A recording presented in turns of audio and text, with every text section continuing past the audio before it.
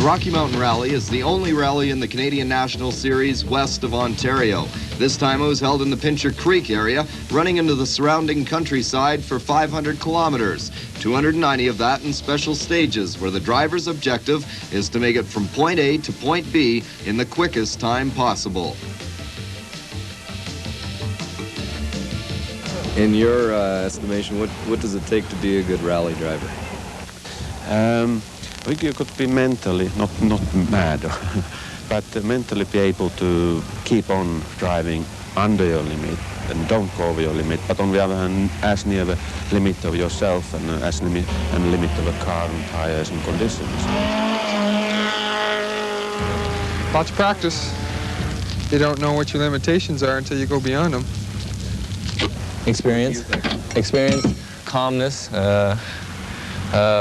I suppose calmness, and that comes with, how do you say, calmness in general in life comes from knowledge that you can do something. You've done it before, you can do it, you know, that you've done everything you can. The machine is prepared, you're prepared. Actually, it's a blend of three things, actually. Driver, of course, the car itself, and the co-driver with the driver. Practice. Confidence in your co-driver, confidence in your car.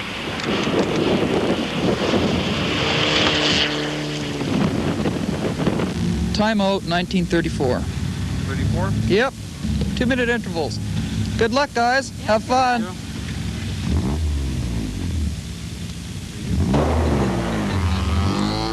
Rally driving is the ultimate test of a driver's ability, reflexes, and endurance. Combined with that is the work of the co-driver. His job is to keep the driver alert and inform of upcoming terrain. The co-driver may not get the recognition of a driver in the end, but is an important cog in a winning team. Co-driver tells me to slow down, speed up, turn, generally feeding me information pertaining to how far it would be to the next instruction or hazard, and letting me know well in advance and giving me a good warning as we approach the instruction or hazard. I have a co-driver, he gives me a wrong call one time. It was right turn, and he was excited because it was a real nice right turn. He goes, right, and I assumed it'd be two rights, so big slide like this, and we continued. Oops, into a little dead-end thing like this. Only about 50 meters, but oops, and here's a tape, you know, a guard, a banner, and this end of the line, and I go, oh my goodness, and he's going, oh, I've done a wrong call, And I go, it's finished. Come on, back, forget it. You know, just put it behind you. It's one mistake. And, you know, next, you know, sort of like, next, what do we do now? The 21-car field included every caliber of driver, from those with a novice rating to world-class driver Penny Arikala of Finland. Winning, of course, is the objective in any race, but most of the drivers will tell you to finish is sometimes rewarding enough. A total team effort is essential in a performance rally. All of the hours of preparation were complete, and now it was time to put man and machine to the test. 10, 9, 8, 7, 6, 5, 4, 3, 2, 1, go!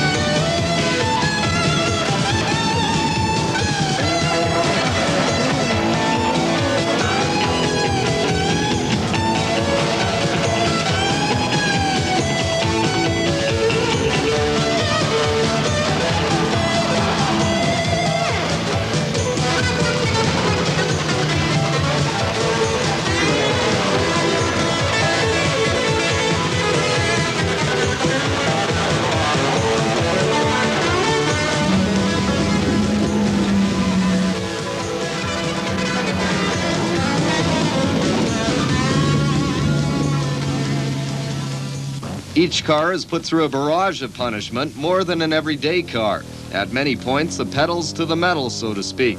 The driver and co-driver are very aware of problems mechanically along the way. And when they pull into a service stop, the pressure's on to repair that problem to the best of their ability, and sometimes in a short time span.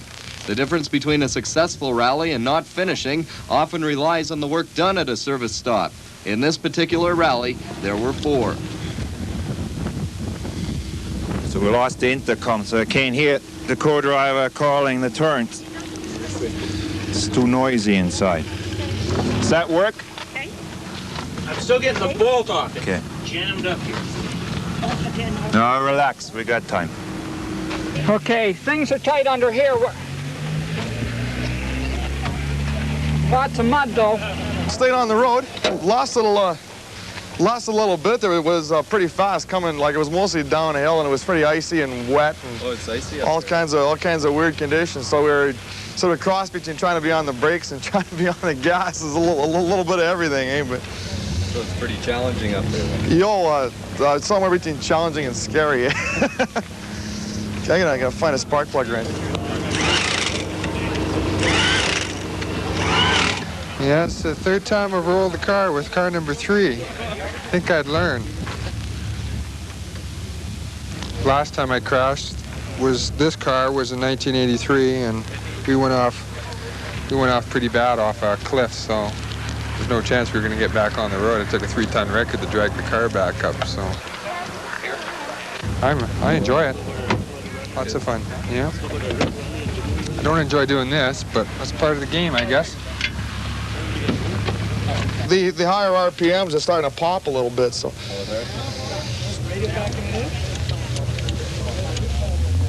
You don't want to film this part. This is the part where I can't get the plug out.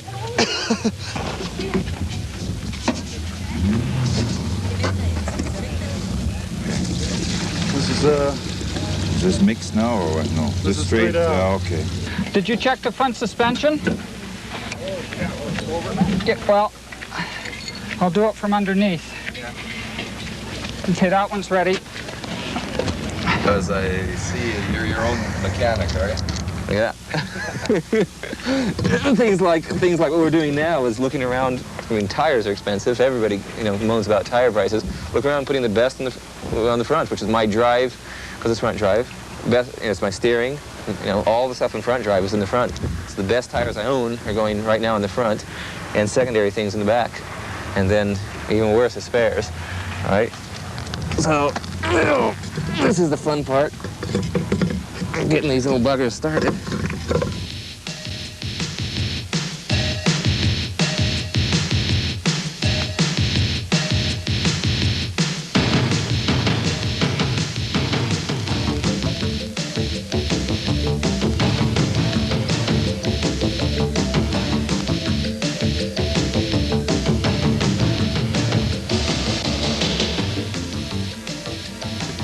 All of the crews did what they could at the service stop, hoping to return to the next stage with new life. This time up a ski hill and back down again, with several turns to challenge the driver on the way.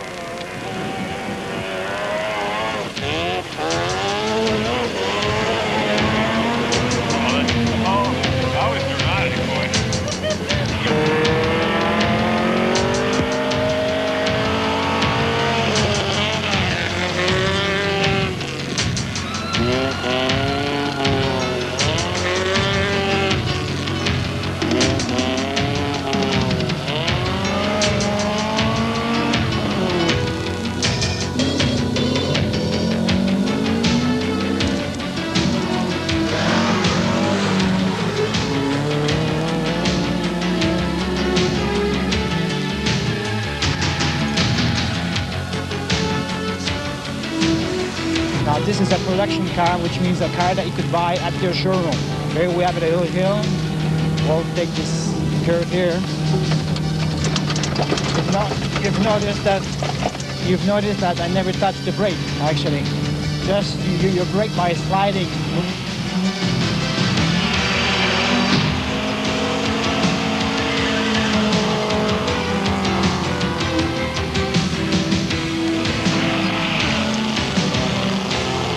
Somebody once said that really the rallying is all about planning for the unexpected. If you really want to put it in one sentence, that's the unexpected turn, the unexpected engine problem, tire, whatever. Because even if you practiced, in some events do allow practice, even if you practiced, you can't possibly remember, like Olympus, what we did, the Royal Championships event, 800 and something miles, 360 of it competitive miles. And I have a very good memory for terrain, very good memory after 20 years. And you can't possibly be expected to remember every little hidden thing, all right? So you have to drive, unlike a race car guy, unlike a track where you remember 8 turns. I mean, come on, you remember 8 turns or 9 turns. And then you go out and try and improve your times. Here, you have to drive in a slightly different frame of mind that anything could occur, anything in an instant.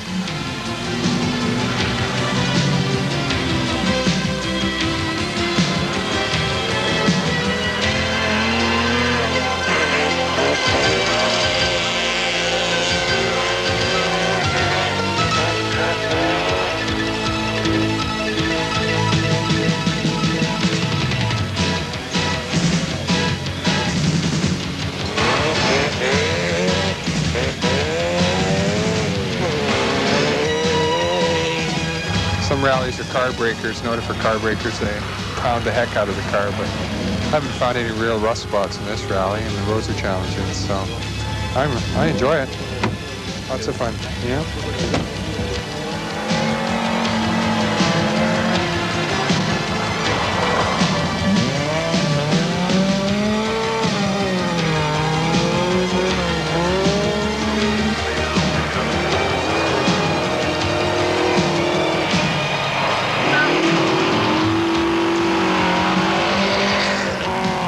A lot of surprises. The roads were smooth. There weren't any bad bumps. Nobody got caught by surprises anywhere. So that you could count on something coming up rather than always being apprehensive about something coming up.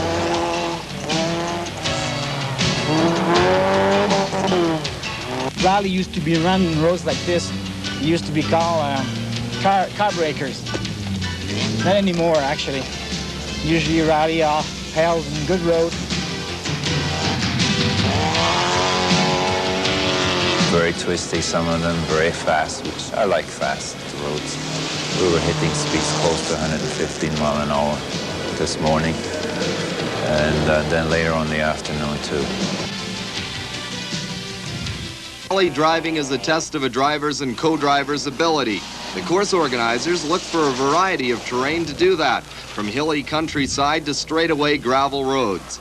The next stage allowed the drivers to test the car's power and speed through the Frank Slide area in the Crow's Nest Pass.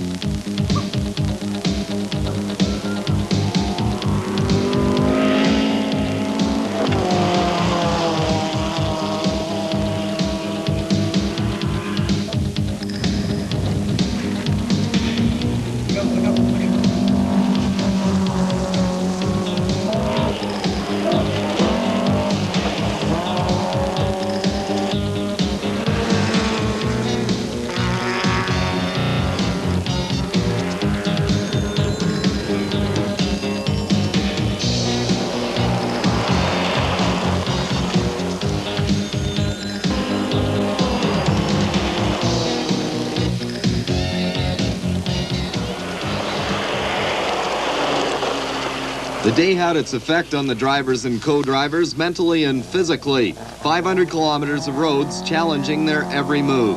Fatigue becomes a factor as the day wears on, and concentration becomes more difficult. How a team handles that stress could mean the difference between staying on the road and completing the race. But of course, when you have a powerful car under you, it's very easy to step out over your limit, and if you are angry or things are not doing well or you're not concentrating. So it needs a lot of concentration, and don't go over the top. This one's 500 kilometers total. 300 of it is foot down, full gas.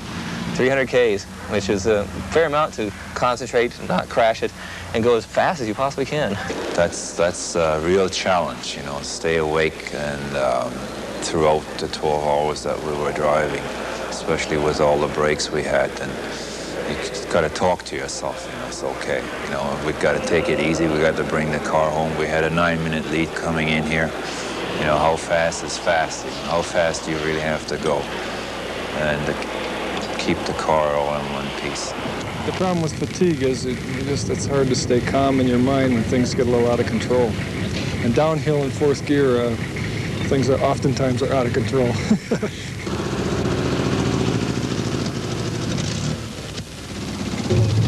Yeah, and I know I came through at 11:02:21, but I got 11:02. Okay, if everybody gets out at that time, fine, but we have to check that's right. I want to does. check everybody, yeah. A third of the rally was run in the dark, adding another element to test the driver's skills. This was the final service stop before heading back to the finish line in Pincher Creek.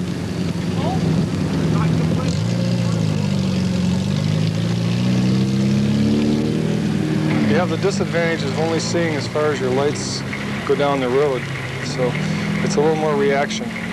In some ways, I like night driving. It forces you to concentrate on the end of the light beam, particularly when there are exposures.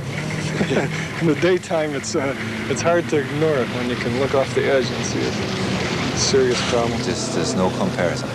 You're limited by sight with your lights. And during the day, you can see 2-3 corners or the lay of the land ahead of you. And it's about 20% faster during the day. There's no question about that. You brake a little sooner. You don't see the corners as well, and you don't see the dips, and you can't set up the car a little sideways. And you're not always sure, you know, did I see the right thing? And if you make mistakes, you know, in the mountains, drop-offs are pretty severe, and you can damage the car and get hurt.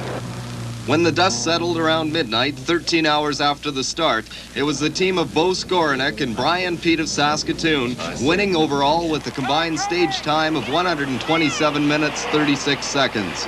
The 270 horsepower underneath the hood of their Volvo Turbo proved to be too much for the rest of the field. We were pushing hard this morning, good competition, and we were pushing them hard, and they broke. And after that, it was really difficult to stay on top and see how fast we had to go in order to stay ahead of the rest of the guys.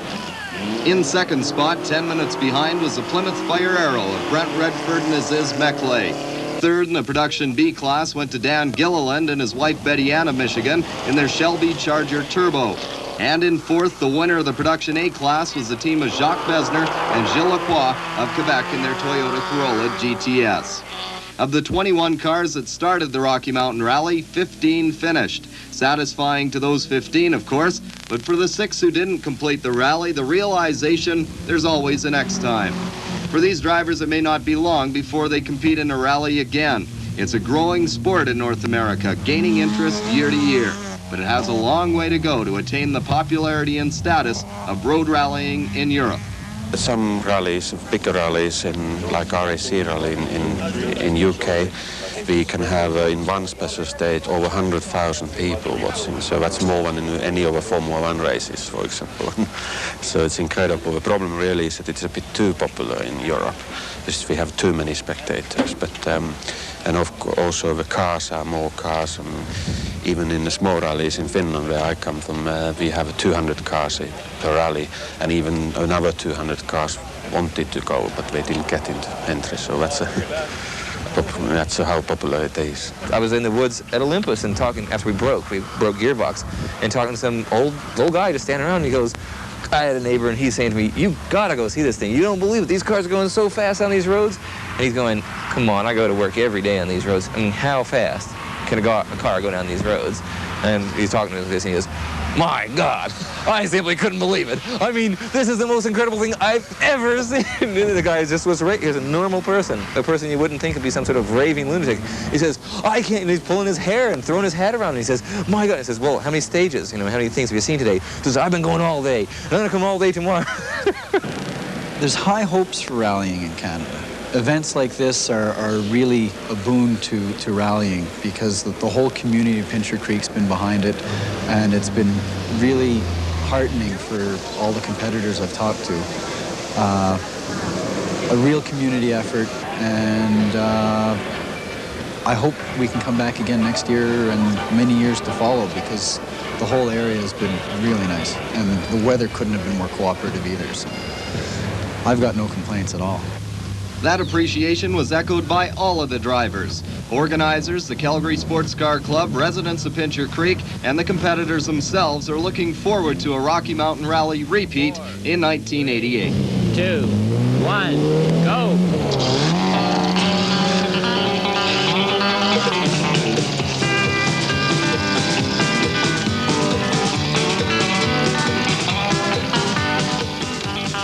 It's about a day for the adrenaline to stop flowing, to tell you the truth. Oh, is that right? Tonight and tomorrow we'll still be a little pumped, and then it takes 2 days of just lying around to recover from it.